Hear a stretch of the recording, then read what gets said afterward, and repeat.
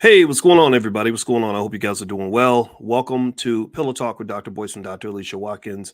My name is Dr. Boyce Watkins, and I'm here with my lovely wife, Dr. Alicia. How you doing today, babe? I'm doing all right, but I wish we were like on our pillows for real. Yeah, I know. Yeah, sometimes we do pillow talk and we're not actually on our pillows, and so I don't know if you call it table talk now or something, but this is us in our offices, and it's funny because we're actually in rooms right next to each other. So This is uh, office yeah, I guess it's office talk, water cooler talk. Maybe that's what we can call it. water cooler talk. Yeah. And we Yeah, have a water yeah. cooler. We should just sit our chairs out there in the water cooler and We just do have a water drink cooler. We water we and legitimately do, and we drink a ton of water every day. And when we get up in the morning, first thing I do when I get up is start drinking water. But anyway, all right. So I want to welcome everybody and say hello to everyone that's joining us today. In case you don't know, Pillow Talk with Dr. Boyce and Dr. Alicia Watkins is where I get together with my lovely wife, Dr. Alicia, and we talk about issues of the day. Just we try to have intelligent, fun conversations about things that Black people might be interested in. And I want to do a quick sound check. Can you let us know if you can hear us? Give us a quick yes if you can hear us. Okay, yes. Let us know if you can hear us. And also, I want you all to know that I am a finance PhD and a finance professor. My wife is a professor of social work and a licensed therapist. So we have some fun little debates about topics, things that relate to love and money, and just anything that makes us think. And so I want to say hello to Vita and let's see, Alleluia. Is that right? Big Bird. My name is Corey. How you doing, brother? Good to see you. Na. Let's see, Chanel, Shakur, Michael McCurry. Good to see everybody. So good to see you. All right, so let's hop into the conversation as you hit the thumbs up button. Thumbs up, share, subscribe, all that stuff. All right, so Michael Frederick says, think and go rich. That's right, brother. You got to think and you got to grow rich. All right, so here is what I wanted to talk about. So did anybody see, give me a yes or no, did you see that Kamala Harris invited the cast from A Different World to the White House? I'm going to ask my wife, did you see that, babe? I saw it a few months ago. I think it's a good idea. That was a very good It idea. wasn't a few months ago, though. It was like a few days ago. A few days ago. I Yeah, saw it on my social media. Maybe they were promoting the idea and it actually happened a few days ago, but I remember seeing things online about them coming to the White House a while ago. yeah. It was so Kamala brought the cast of A Different World to the White House, and they had they had a little powwow, I guess, and I think that it was related to the student loan stuff. I think that it was the student loan discussion that kind of led them to bring them in because, as you know, the Biden administration is talking a lot about student loans and student loan forgiveness. So they thought that bringing in the cast of A Different World would be kind of a cool way to celebrate that. And I'm gonna tell you, I love the cast from A Different World, Yeah. and I know you do too. I mean, how many of y'all? Give me a yes or no. How many of y'all watched A Different World when you were growing up? Give me a yes? All the Different World fans, give me a yes in the chat if you grew up with that show and really liked it and enjoyed watching it and just had a lot of fun with it. I know I did. Were you inspired by that show, Oh, babe? didn't miss an episode. Oh my goodness. I was in college. Weren't you in college too when The Different World was on? So that was a beautiful thing to see and to witness. Shout out Yeah. to Bill Cosby for making this happen. Yeah, and you and I are friends with Daryl Bill. It's Daryl Bill. Daryl why Bell. That's I his keep, name. you know what? The reason I did not, Daryl Bell, by the way, Daryl Bell played Ron. He played Ron, Dwayne Wayne's best friend. And I'm sorry, Daryl, if you're watching, brother, I apologize for getting your name wrong. The reason I felt like I said his name wrong is because there was a great attorney at Harvard Law School named Derek Bell. Derek Bell, the creator of critical race theory, actually. Oh yes. Yes, Oh, I use all of his stuff in my diversity practice class. Oh did I yes. did I ever tell you I talked to Derek Bell one time when I was teaching at Syracuse? Really? I would love to Yeah. speak with him. Yeah, I was on. I have no idea why we were on the phone together, but we talked and I liked him. And that's all. At that time, I didn't know how big critical race theory was. I just knew he was a Harvard professor and I respected that. And another great one there was Charles Ogletree. Charles and I, we both spoke at the National Black Law Student Association conference. We were the two keynotes, and it was in Detroit in 2006, right before Kwame Kilpatrick got like popped up and. This is Oh, so crazy. 2006. yeah. Yeah, I hung out with Kwame Kilpatrick at the FAMU homecoming because I was living in Tallahassee at the time. Small That's so world, crazy. Boyce. Isn't it a small world? Well, it's not a small world. It's a It's different a world. different world. It's a different world. Anyway, all right. I know my parents. Every time I think of this, I want to start singing that song. I know my parents love me. Stand behind me, come one day. Ooh, that was a great song, and you hear it. It's almost like that song from the Jeffersons. Remember? Nobody knew the words, but it's like, did do Sit down in the down in the kitchen, kitchen. a big down burn on the grill. Take that whole. But I think black people. I'm gonna tell you. Here's what I think. I think black people. We're gonna get to the topic in a minute, but I We feel like make TV better. we make the best theme songs. Good times anytime you need a payment. Good times anytime you need a friend. Like I feel like we are just like every song that has been made for TV shows. When we sing it, we blow it out. When they do it, you get like I don't know. Well, the best white song theme song I've ever heard was "Wouldn't You Like to Get Away? Sometimes you Cheers. want to go where everybody knows your name." That was a good one. And I then, like but then, Family Ties. Family Ties. That's a black person singing Family Ties. oh yeah, what was that? You got to help me know the words now. What, Family Ties? Yes. Do, It was something about family, and it made you feel really good. And then the only other song, and then I promise we're gonna get back to the topic. Okay. And the only other song that I thought was cool was Frasier when he was sounding like a black man. Baby, I hear the music calling, tossed salads and scrambled eggs.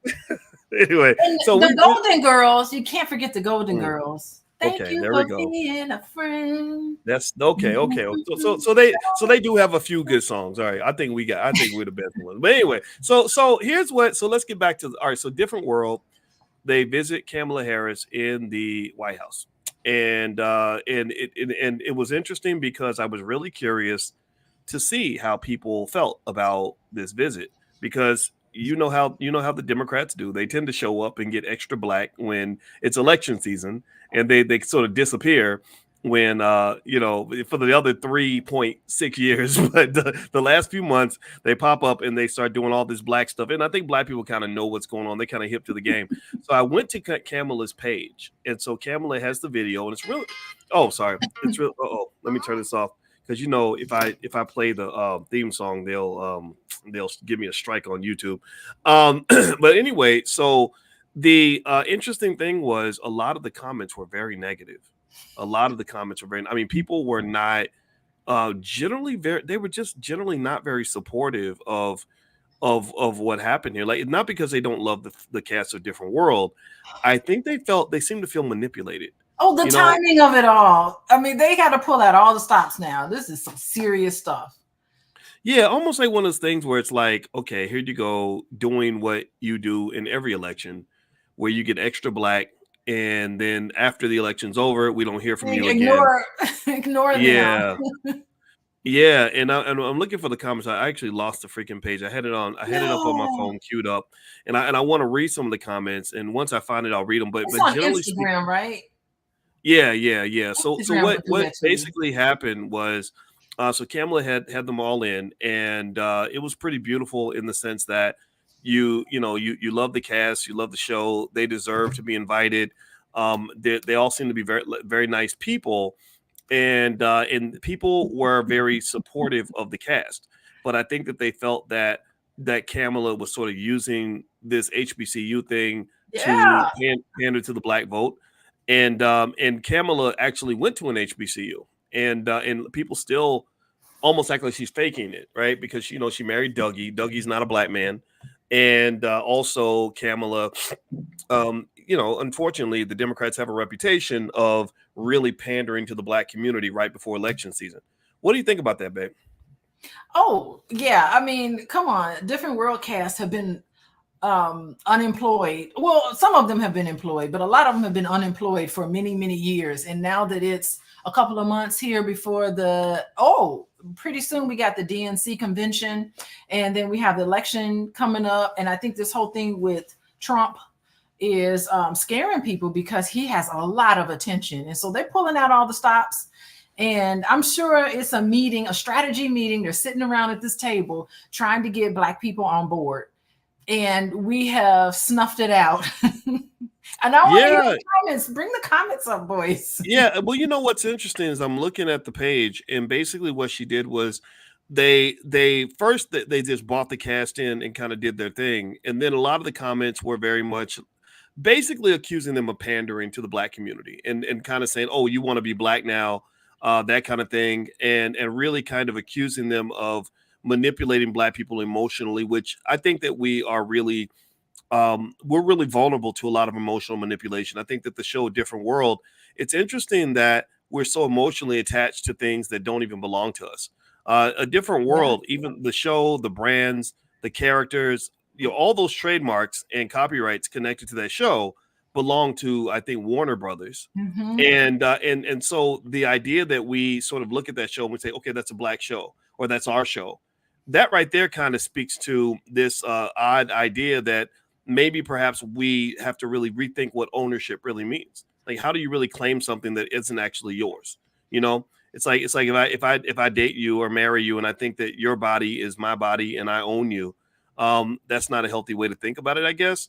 And I almost feel like it's the same way when it comes to television. What do you think? Yeah, I mean, when we were talking to Daryl Bell, we were the first question out of our mouth was what? Where's the Different World reboot?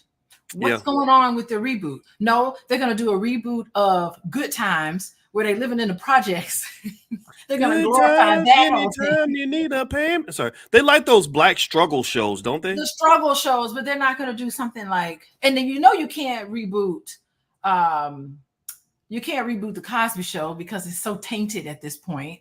So I mean, Different World was it ain't tainted. It ain't tainted for me. Well, it's tainted for a lot of people, though. A lot of people do. Yeah, it ain't tainted for me because you know what? Mm-hmm. Maybe Bill Cosby did some stuff. Maybe he didn't. But y'all his gotta legacy remember is over. His legacy. Sorry, boys. I'm not saying I his agree with legacy, it. yes. Oh, go ahead, babe. I'm sorry. Oh, I'm not saying that I agree with it, but his legacy, I mean, he was on the top. He was the best of the best, and now he is on the bottom of the bottom. I think he is, poor thing. He's blind. He's really getting up there in years. Looks like his health is failing him, and I wish him the best, but it does not seem like he is able to save his legacy. And, Different World, maybe visiting the White House, maybe they can get their own reboot. Maybe they can take this as an opportunity to really put some positive images out there of Black people. Maybe we as Black people can start a campaign. Let's do a reboot of A Different World. That would be pretty awesome to see, because we know the effect that it has on your subconscious. I mean, when The Different World was happening, enrollment of Black people at HBCUs and in college in general was the highest it had ever been with that one TV show. It works, boys. Media works. It definitely programs you. Well, what's interesting is that the comments that I saw relative to Kamala, sort of showing off the cast of A Different World to get votes, there were people in there that went out of their way to say, by the way, we should thank Dr. Cosby and Dr. Alvin Poussant for creating the show. And Dr. Comer. More than one person said that. More than one person stepped into the comments, and most of the comments were very negative toward the use of this imagery. It's like okay, you want to use Cosby's creation to get these votes, but then at the same time, you've kind of taken this guy that maybe he earned some of this. I'm not going to excuse his his alleged behavior, but you're going to sort of say we don't want anything to do with him, but we're going to take what he created and use that. And I personally think that's a little bit disingenuous. I think it's I think that you can still enjoy the Cosby Show. In fact, let me ask everybody, give me a yes or no. How many of you still watch the Cosby Show and enjoy watching it? Like, if you saw it on TV right now, how many of you would give me a yes if you would watch it and enjoy it? Or how many of you would just turn it off because you're so appalled by his presence on television? Answer me in the chat. Also, as you hit the thumbs up button, I want to remind everybody you're watching Pillow Talk with Dr. Boyce and Dr. Alicia Watkins. My name is Dr. Boyce Watkins. This is my wife, Dr. Alicia. And by the way, if you want to know where my wife does her thing, you can actually go to her website, which she sees clients on an individual basis, couples and families. So you can go to coachingwithdralicia.com. That's coachingwithdralicia.com. Okay. So yeah, I see my name is Corey says I still watch it unapologetically. Ryan Turner says yes. Terry Silver, yes. I'm looking for a no. I don't see any no's. There's no no's. So what's interesting is when you talk about Cosby's legacy, I think about that and what that means. I'm going to say something that is going to sound a little strange. I don't think his legacy is ruined at all. I think that his legacy in the black community, his legacy is very strong. Now, mind you, people might still think that he's a pervert, that he did some stuff he shouldn't have done. But most black people, if I did a poll and said, do you still admire some of Bill Cosby's achievements? A lot of black people are going to say, hell yeah. You know, he created a different world. He created educational shows. He created Fat Albert. He gave all that money to the HBCUs. He gave money to HBCUs when all these celebrities out here just talk a big game and don't ever follow through. They don't. And so I'm not saying that this means Cosby's a good guy. I'm not saying that at all. I'm saying that it sounds to me like just like any other person that we consider to be a hero or a legend, just like every slave master who raped slaves for a living, or just like every racist that's been in the White House, maybe his legacy's just mixed. Maybe that's what it may. Again, maybe among white people now, his legacy's gone. But I personally think that's a fragile legacy to begin with. I think that if you are a black man and you have a good reputation amongst melanin deficient people in America, you're always at risk. You're always in danger.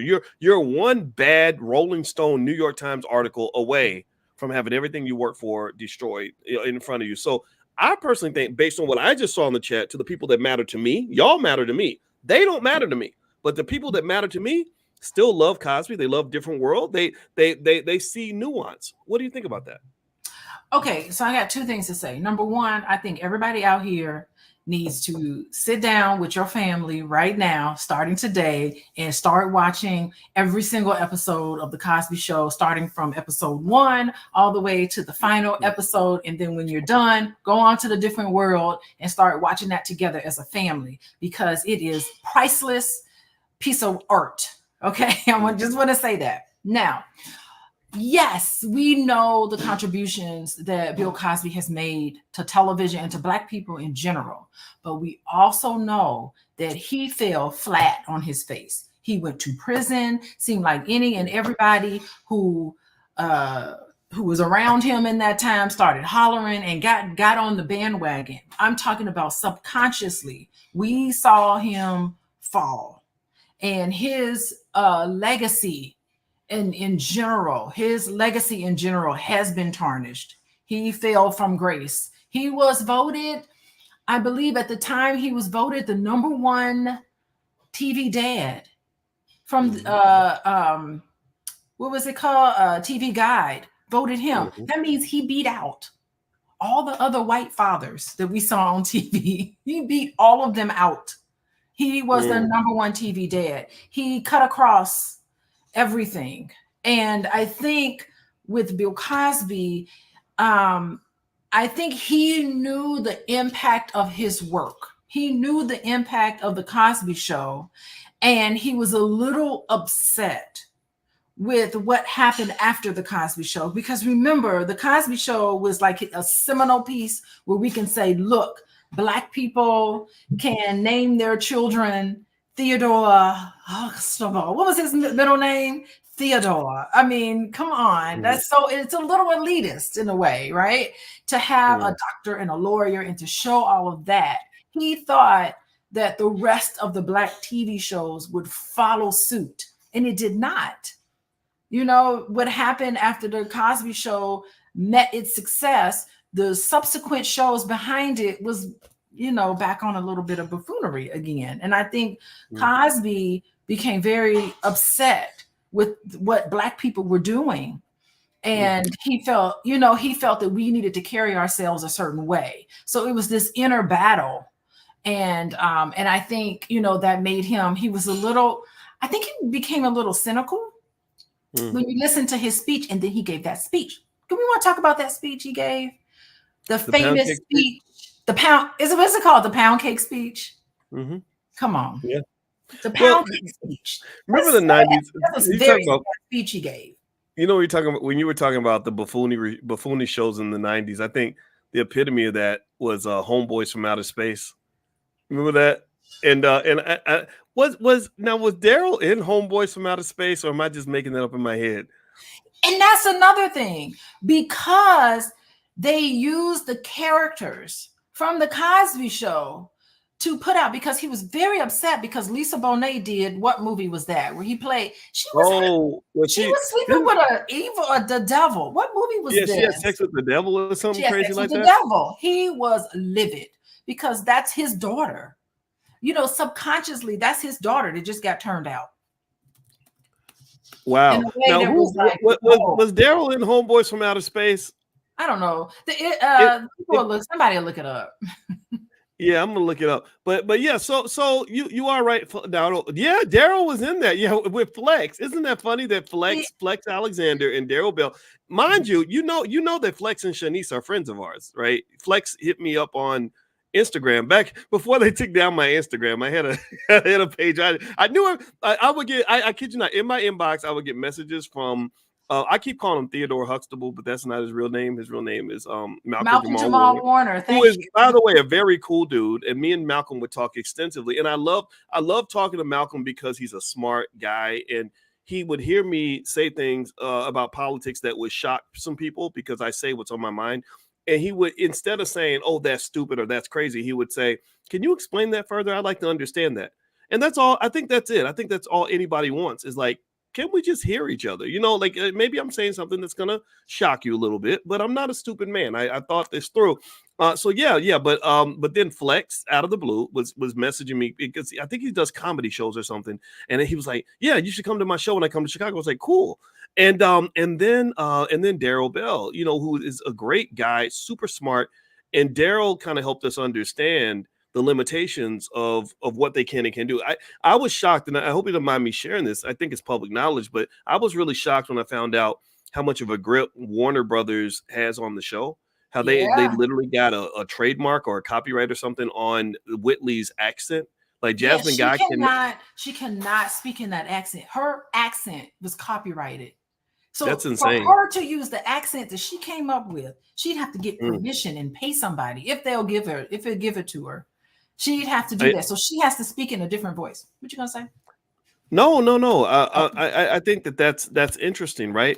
And that really gets into, I think, the difference in terms of how Black people. Can you hear me? Yeah, I hear you. Okay, that gets into the difference in terms of how Black people and non-Black people view ownership and entertainment, right? I think that when it comes to entertainment, we tend to think about trying to get on the stage. We want to be seen. We want to sign the deal and be the entertainer and get all the attention and the fame. This is so hard, boys. Right. Well, we do, but here's what's interesting, right?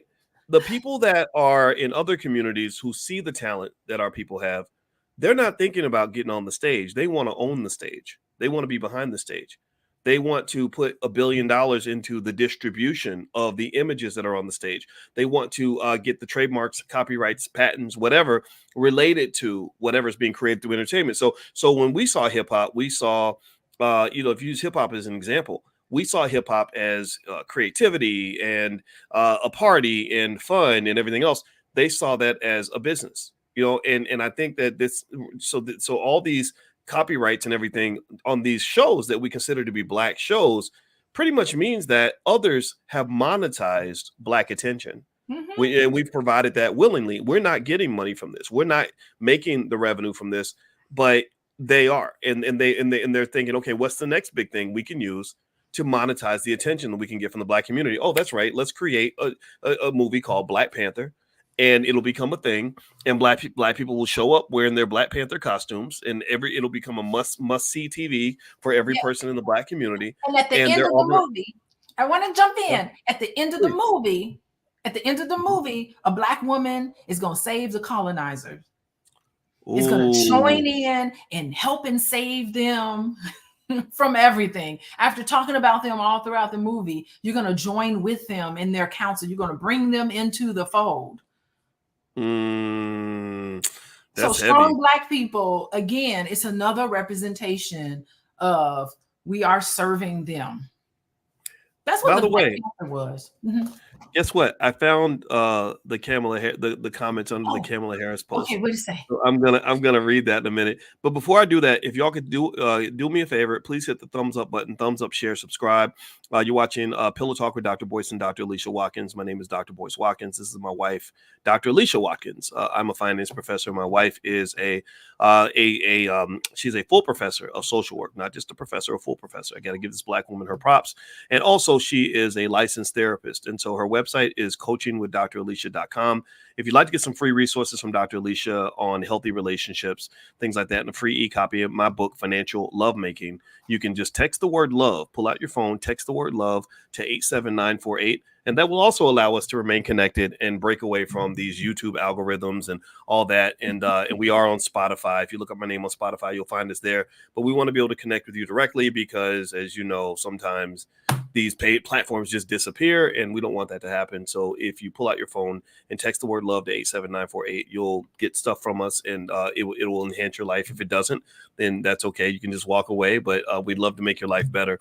All right, so let's I'm going to read the comments. So Kamala Harris brought the cast of Different World to the White House, and she was using that to promote the Biden administration's initiatives on student loans. And so I'm gonna just read the comment straight down. Okay, so there is okay, so the first comment isn't so bad. It's from a retired doctor named Negro Damas. That's a great name. He says, I'm a retired doctor. Y'all need to start doing more TikTok because of the influence it has on young minds. They do not get info from CNN and Instagram. My young niece did not know of the Biden's awesome accomplishments because she gets her news from TikTok. So sad. Okay, that's not bad. But then the next person says that they effed up their show by having Kamala in the video. Like, it was a great video until Kamala appeared. The next person, B. Irvin, says, "Oh, it must be time to get the Black vote." Let's see. Another one says, "Cree Summer hasn't aged today." She hasn't. She really has not. Well, you know, she's on Abbott Elementary. She did a cameo on Abbott Elementary. Oh, that's awesome. And then the next comment, I Am Dream Jules says, "It's election year, so she's Black again." You know, Kamala, they didn't call her Chameleonaire, because Kamala Chameleonaire, she tends to like sort of change races, like depending on where she's at. So sometimes she's Indian, sometimes she's Black, sometimes she's a white woman. That's pretty impressive. But you know, there's a whole thing. You know, there's a whole thing on TikTok about they've been monitoring her silk press. They said she get her silk presses done, and all she do is get silk press and laugh. And I was like, you know what? If I was ever vice president, that's what I would do. I'd have a fresh silk press every time you saw me. I'd be laughing and giggling because it is nothing. It's just wonderful being the vice president. It's not much on you when you're the vice president. I don't know about that. All you do is just hold up whatever the president says. You just like all you do is listen to what the president says, and then you just say it in your own words. You can put the president's speech into AI, Chat GPT, and just create yet another copy of his speech, and that's it. Vice president. At least that's what I see. So what he said. I don't hate it. Okay, so here's another one. Someone says the VP ain't FBA. FBA stands for Foundational Black American, which is interesting because they rarely put a Black person in that high of an office who is just standard African American descendant of slavery. They have to show allegiance. They have to show allegiance to them. Yeah, or maybe you have the white spouse. The white spouse is another allegiance to them. Yeah, I think the white spouse is another signal that you are a little bit safer. And in addition to that, if one of your parents is from another country, like Ketanji Brown Jackson had the white spouse, also her family's not African American. So really, I think it is important, when we're looking at so-called Black faces in high places, I think that it is okay to make a distinction between those who are African American and those who are just Black. What do you think? You know what just occurred to me? What? Isn't that what we saw in the Black Panther? Because it really wasn't African Americans that helped the white people out. It was the other Black folks that helped them out. It was the people in Wakanda, where the African Americans were kind of just like playing basketball and doing treacherous things. Because remember, Mm. Killmonger, is that his name? Killmonger? I can't Yeah, get, Killmonger. you know how I feel. Killmonger represented African Americans and his role. He was so He did. demonized in his role. He wasn't helping out. So that's what we are. We're part of the Right. Killmonger group. And I think that the other group, the Wakanda group, who eventually came in with their accents, because I let you know that they're not here. Those were the people that helped out. So that's what we're seeing. We're seeing selected Black faces just so that we can have an avenue to cultivate their agenda, to further their own agenda. It ain't just all Black people. It's this select group of Black people who are furthering their cause, and they're not African Americans. Well, the way I kind of look at that too, what I kind of see with Killmonger versus the Black Panther kind of thing, and you are 100% right about that, is that there is, I think there's this belief that African Americans are these flawed, damaged people, Yep. and that the best thing, in the tradition of racist white paternalism, the best Yep. thing they can do for us is to teach us how to be a little more civilized and how to That's put right. the past behind us, right? So, Mhm. and what's interesting is that even this week I saw Nick Cannon, who was humiliated pretty badly, unfortunately, by the people that kind of run Hollywood. I saw him do an interview, and he was kind of saying, we have to get past this whole blame the white man thing, and I felt like, and I don't What's that name? disagree, right? Hold on, wait. Nick Nick Cannon said? Nick Cannon, yeah, Nick Cannon said, but don't get me wrong, it wasn't a bad interview. I don't think Nick's a bad guy. I spent about an hour on the phone with Nick's father. I can learn a lot by listening to how your father talks, and I liked his dad, and I liked Nick. But I unfortunately, have some Nick was questions for him. well. The hard part is that Nick was the wrong guy to deliver that message because unfortunately Nick is a little bit incarcerated. He's in this space where he's making lots of money playing these roles, on these goofy shows, and He's a just walking sort of stereotype. yeah. But then on top of that, though, it's like he was humiliated. Like they really, when he did that interview with Professor Griff, where they got into this conversation about who the original Jews are, which is apparently, that's just a conversation you're not allowed to have if you're from Hollywood. You're not even allowed to ask the question. Like remember Kyrie Irving, he just literally retweeted somebody asking the question. They punished Kyrie in the same tradition that they punished Nick. And it's kind of like sort of saying like, look, you need to remember who's boss. So Nick submitted to that. Nick apologized repeatedly over and over He's got again. child support payments. Well, he does. He's got child He support does. payments. That's real talk right there. That's so true. I mean, I guess a lot of people would apologize to pay their child support. And Nick's got a lot He's of got to it. survive. He's got to survive in this world. Nick's gonna have to work till he's 112 because he got about 8,000 Never stop. children. Ain't never gonna stop. That man got a big family. Anyway, though, but the thing was that I felt like Nick was not the right guy to deliver that particular message about what African Americans need to do, because he's speaking from a position of what appears to be some type of servitude or something where he has to be committed to something. And so anyway, so going back though, let's go back to the whole Killmonger thing. I think with Killmonger, you're right. It does represent sort of this idea that African Americans need to get over it, that we are damaged and that we behave this way because we have refused to get over the fact that we are hurt by what others have done to us and what we do to each other. And so the idea that Killmonger was presented as the bad guy and that the Africans were presented as the good guys, and the so-called good guys end up saving the white guy. Loyalty. Yeah. I think there's a real message in that. Yeah, and if you look at Black Panther 2, if we want to get into the second one, everything was, I mean, okay, I love the rise of the Black woman, but it was the rise of the Black woman to yet again save white people. And that's always been our job, is to be in this servitude role. Come on. Boy, remember the end of the Harriet Tubman movie? Oh God. Shoot the man. Well, why would she shoot him at the end? I was like, where Think about this. In the Harriet Tubman movie, the only person Harriet actually killed, and remember, Harriet was known for carrying the shotgun and taking people out. Come on. The only person Harriet killed was a black man. She shot her. I mean, she had her gun at the white guy, and then instead of shooting, she made this stupid speech about it ain't right to enslave somebody. Right. Like, you ain't supposed to enslave people. This is the dumbest. Who are these writers? This is the dumbest. I could not, as an actress, I'd be done. I'm like, this has got to change. Never make it. Well, the Harriet Tubman movie was just interesting because you could see where the writers of this film created characters specifically to pursue their agenda, right? There were two characters that we know were fictional, that we know did not exist, and that was the gay man. There we go. I forgot about the this. Gay agenda. That makes it three.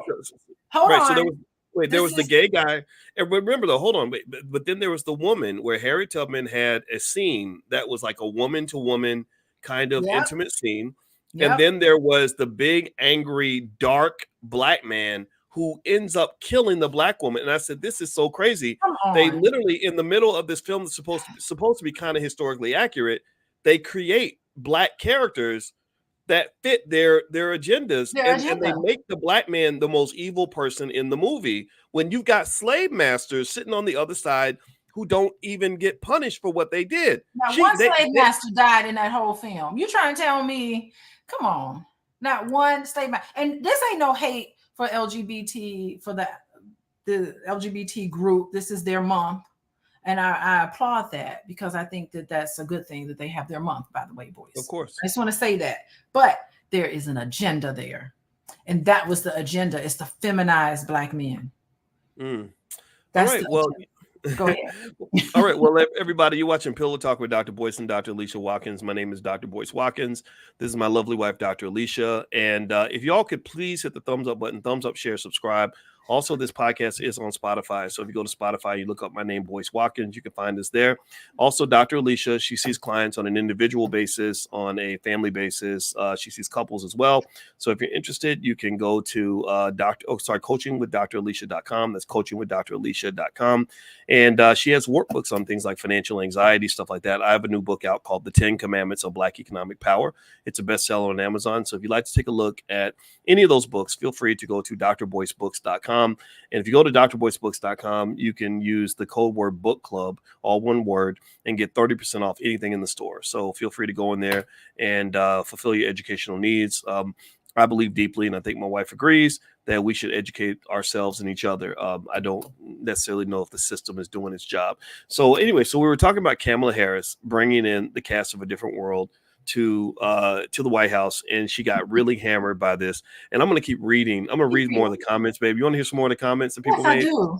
Yeah, because the internet's hilarious, and and they pretty much funny ones. Yeah, they pretty much went off on her. Okay, so here's some more.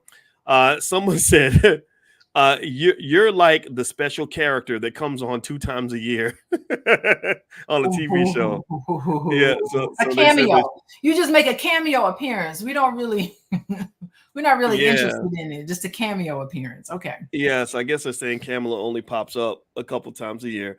And then let's see, there's another comment here that says the pandering is sickening. The next comment from Paris Unique Cakes says, girl, you've been hiding. Now you pop out with this. You put too much effort into this when you should have been trying to put out this effort into the United States. Great. This isn't good enough. You still don't have my vote. Another comment is the next one is this supposed to be black voter outreach?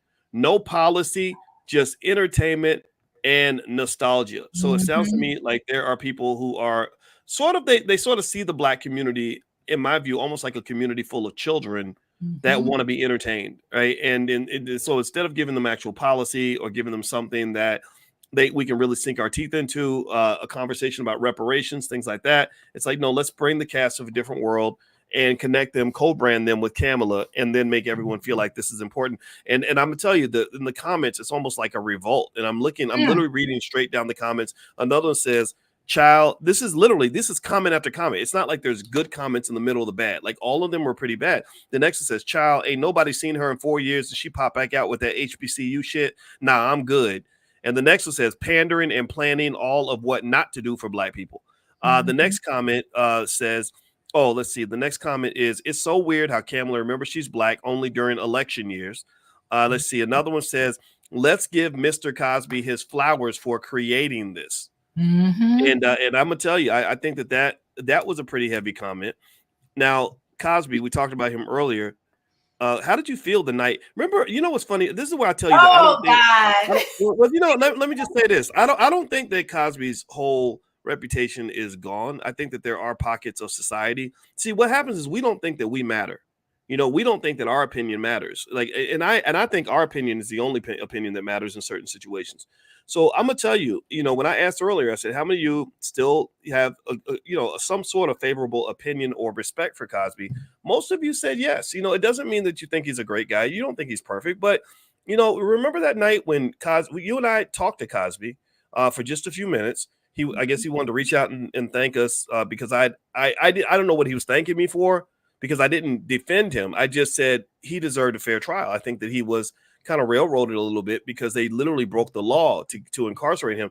So anyway, we were on the phone and our mothers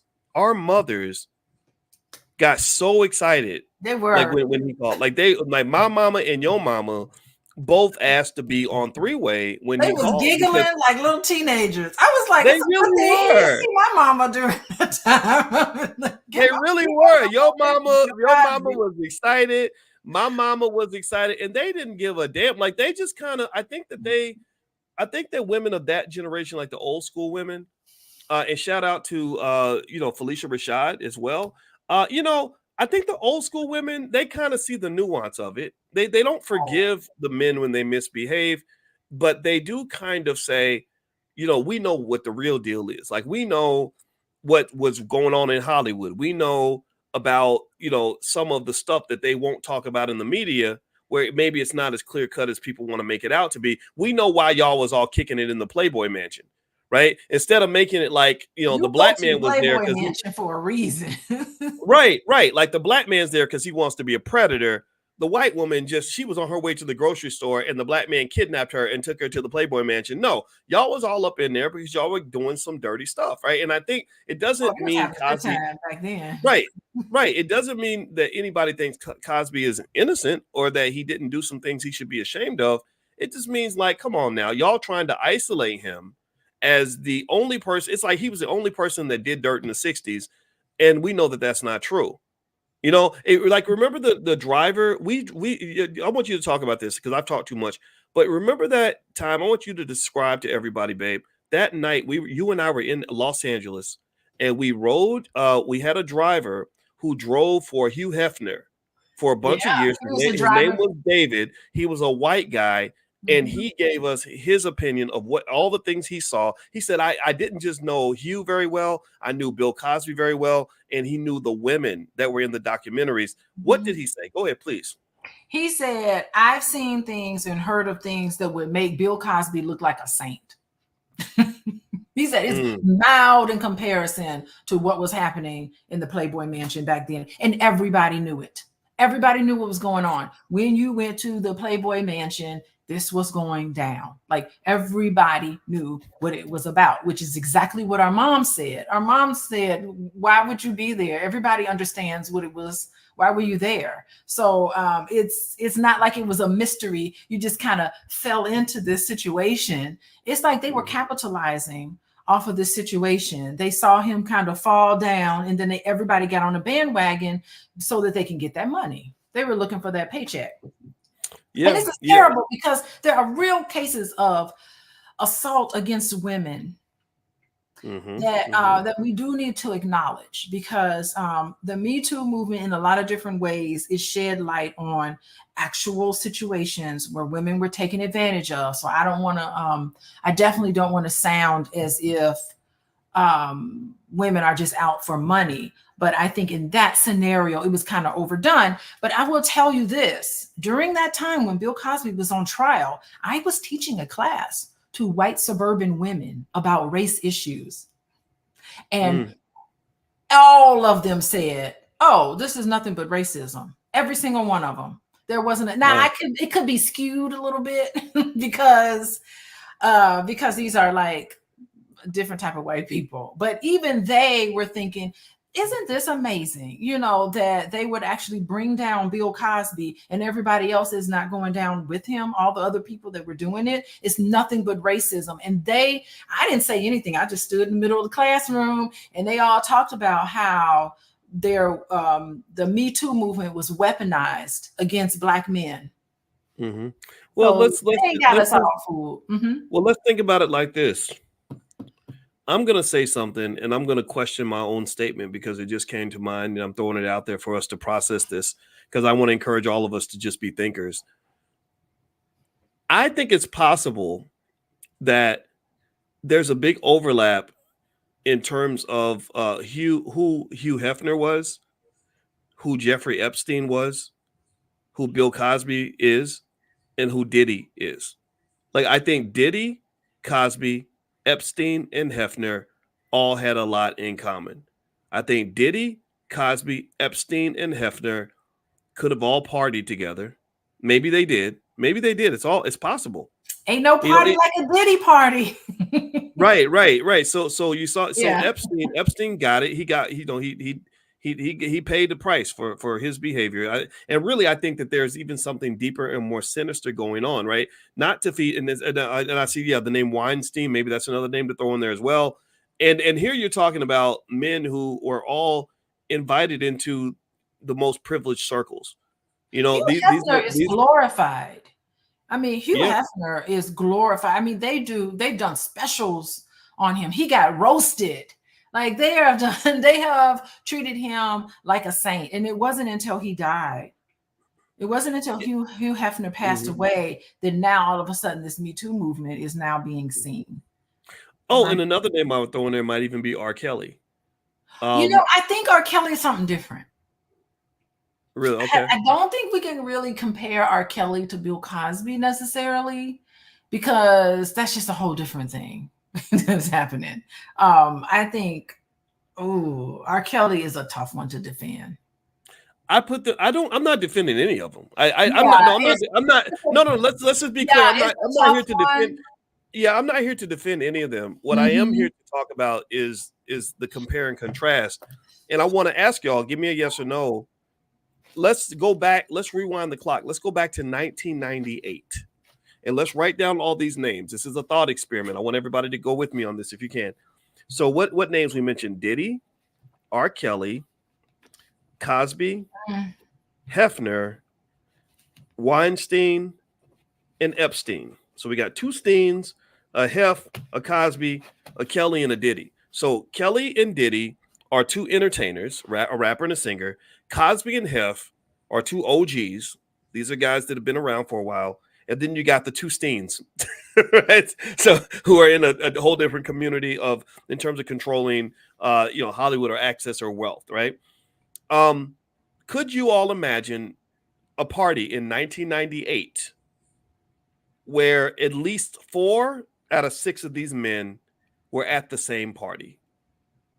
Could you imagine a party where Diddy is there, R. Kelly is there, maybe Weinstein or Epstein is there, and it's at Hugh Hefner's house? Maybe during a time, remember he had the theme song to the Olympics? Wasn't he like, I believe he had a theme song to the Olympics. I believe I can fly. I believe I can touch the sky. Okay, so here we go, right? So can you imagine, like, let's say we rewound the clock 25 years. I can imagine Diddy, R. Kelly, Cosby, Weinstein, and Epstein all partying at the Playboy Mansion. Can y'all imagine this?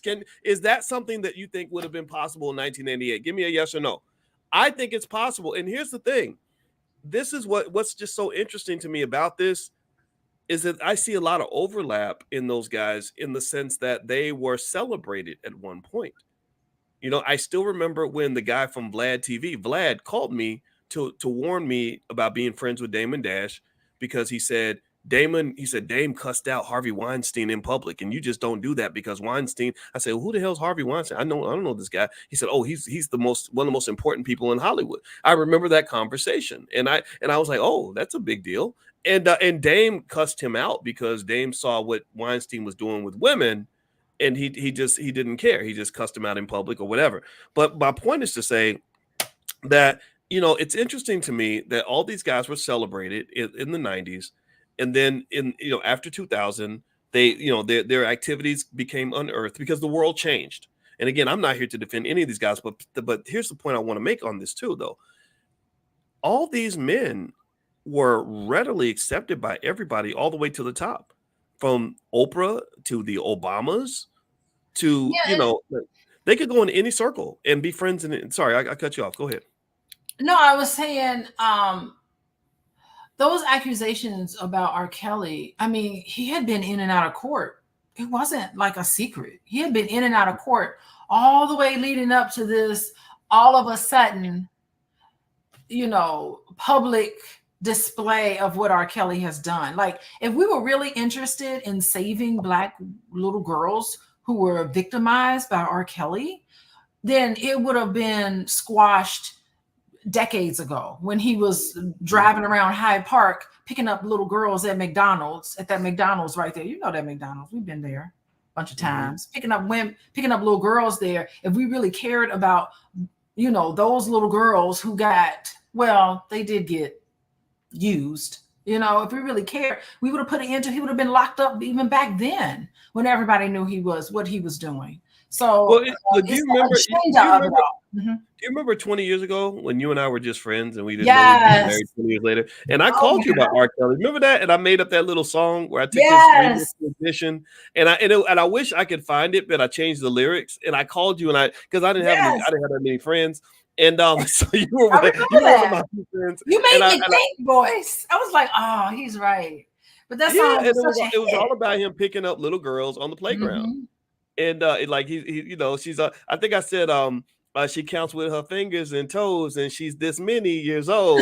Right? Little kids go, and you go, how old are you? And they go, this many. I wish I could find it. If I could find it, I'd read it. But even back then, like 2003, 2004, I remember being just really shocked and kind of concerned that the Black community didn't care. Then, you were saying, Alicia, stop listening to that music. And he had the #1 hit at the time. Like, God, I don't want to listen to that music. Dang, this is playing all the time on the radio. He was the guy, the man. Everybody knew.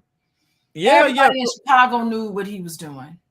Yeah, and here's the thing. This is why I think some of these documentaries where they isolate one person, like he's the only one, I think that it's a bunch of BS, because all these guys, Diddy, R. Kelly, Cosby, Hefner, Weinstein, and Epstein, had a lot of friends. They could go into any circle, hang out with any celebrity, and a lot of those celebrities partied with those guys all night long. Diddy, again, it goes all the way up to the White House. Every single one of these individuals, if I'm not mistaken, every one of these individuals has hung out with presidents of the United States. So I think that it's more like one of these things where, there's some inappropriate stuff happening, but I'm gonna tell you like this: if the conspiracy theorist in me wonders about if I categorize and sort them out, I take Diddy, Hefner, and Epstein, and based on their behavior, it would not surprise me if they did work for the government, because all three of those individuals did things that didn't make sense to me. Like, why would you just have a big house in a big place? Like Epstein had that island. Diddy had his house where people would just go in there and do God knows what. Hefner had the Playboy Mansion. Why would you have this? And they videotape. Right. So that tells you they're videotaping what's happening. Like, I had this. Throwing a party. Okay, we're gonna have a party. We'll have a party for your birthday coming up. Like, can you imagine us inviting people over and ain't no party like a Diddy party? And I'm just videotaping everybody. Everybody gets videotaped. Like, what's the point of these parties? Yeah, like how many of y'all in the chat? I mean, has anybody ever gone? How many of y'all go to parties to have sex?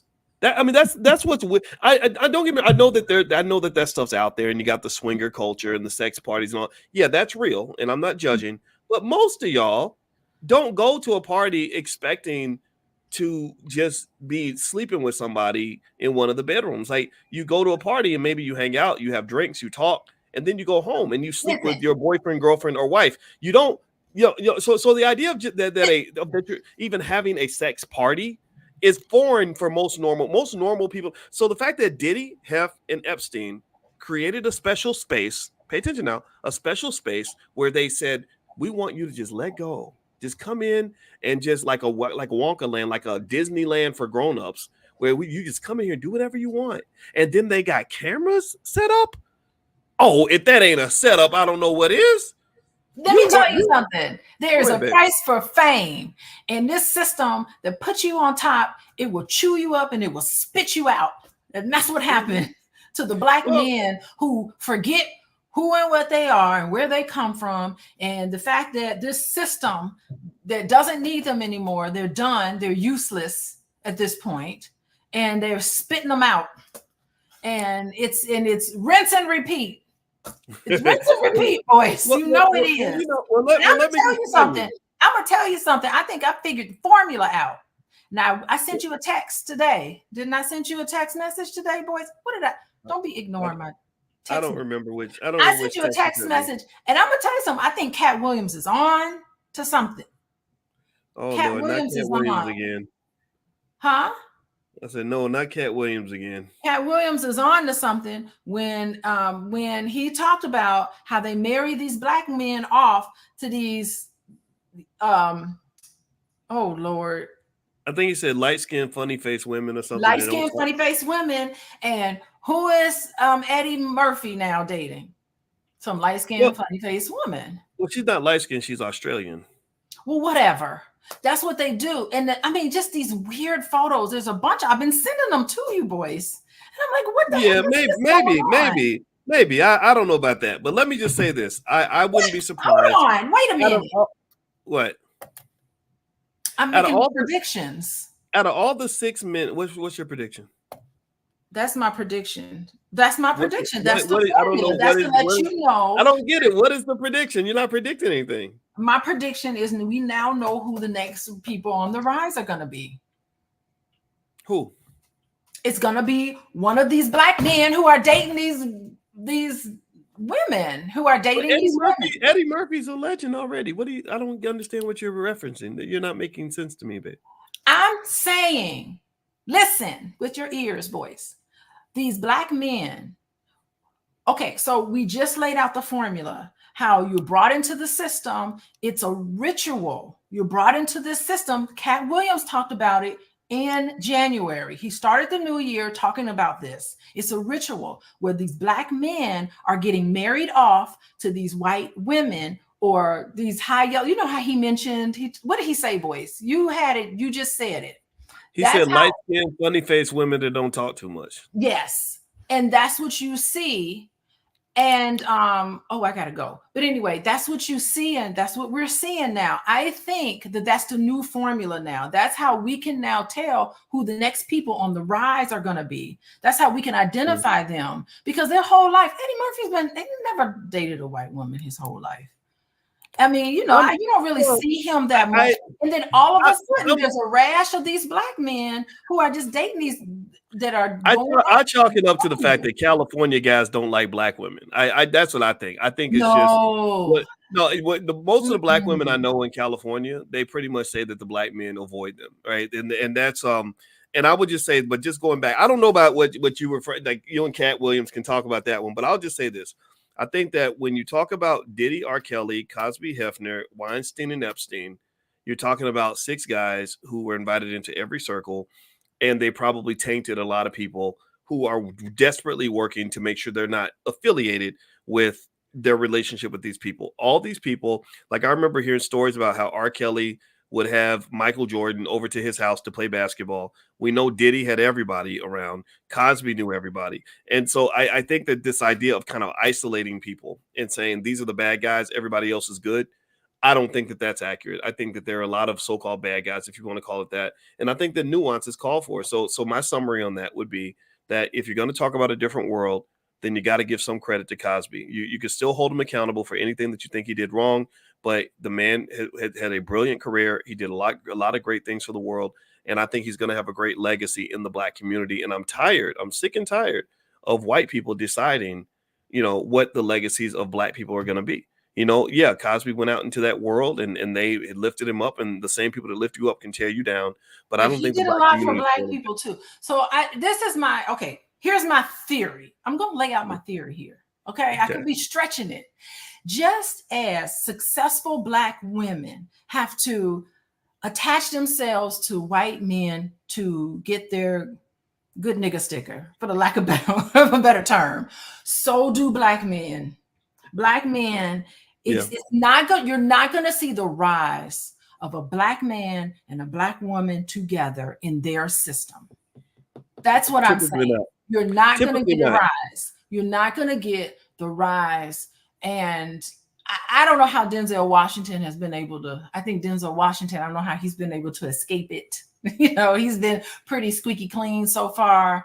But you're not, for the most part, this is my theory, and we can test out this theory. You're not going to see the rise of a black individual unless they're hitched on to somebody who's white.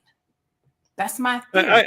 I mean, I can see that, right? I look at it as like you're traveling down the road, and if you have a car, you can go further, and you can go faster. But it's still possible to travel without a car. You just have to walk a lot further, right? Like you do have a lot of really prominent black couples. LeBron and his wife, have done quite well. Samuel Jackson has a black wife.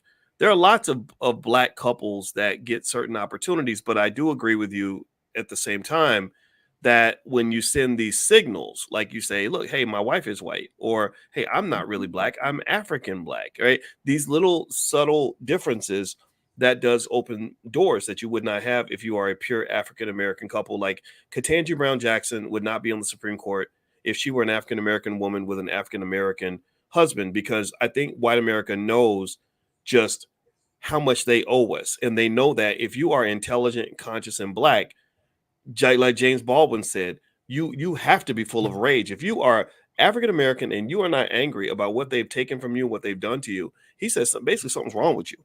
Right. And so I really think that that's part of the reason why we're pushed out, because I think that there is an expectation we're going to have some anger.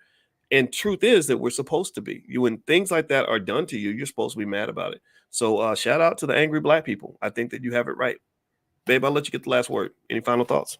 Well, that was my final thought. My theory that I lay out. We should do some more talks about this and to see, this is my model. And let's just pull the data in as we go along our little life, watching and observing and paying attention and using our critical thinking, our critical thinking brain. Let's see how the data fits this model. Okay. All right. So Yeah. So we can have a show, Conspiracy Theories with Dr. Boyce and Dr. Alicia. How about that? All right. So I want to say thank you very much, babe, for hanging out with me. You can follow Alicia on Instagram at Coaching with Dr. Alicia. And her website also is coachingwithdralicia.com. So if you're looking for a good therapist, she can help you. I don't know how much space she has on her calendar. You're pretty busy, I know. But you guys can go check it out. She also has classes and workbooks and things like that. We're all about healing and making yourself healthy and having healthy relationships, and also about black people loving each other. That's what we believe in. That's what we like to do. And also, if you want to get free resources from Dr. Alicia, you can text the word love to 87948. Text love to 87948. We believe deeply in the strength of the black family as a key and critical element for black success and prosperity. So we don't hate anybody. I don't hate white folks. I have nothing against any other group, but I just love myself and love my people, love my family and love my woman. And I ain't nothing wrong with that. And I ain't never going to apologize. So they just be waiting for the apology. By the way, so tomorrow morning, don't forget, we also do economic awareness training where we help you to elevate economically. So if you are into economic elevation and you want to join us tomorrow morning, the class is totally free. We've trained millions of people on how to get your economics right. You know, my PhD's in finance. Just pull out your phone, text the word morning to 87948, and I will send you an invitation to join us tomorrow morning at 10 a.m. We do this every morning at 10 a.m. Eastern. So text the word morning to 87948. Or if you live in another country and you can't do the text thing, just go to drboyceelevate.com. That's drboyceelevate.com. And G Love says, shout out to Constance Carter. Yes, that is another person that we love. So thank you all for hanging out with us. We'll be back again soon. Make sure you subscribe and thumbs up and all that stuff so you'll be connected. And we'll let you guys know when we do another one of these talks. So take care. Love you. And thanks again, babe. Talk to you later. Bye-bye.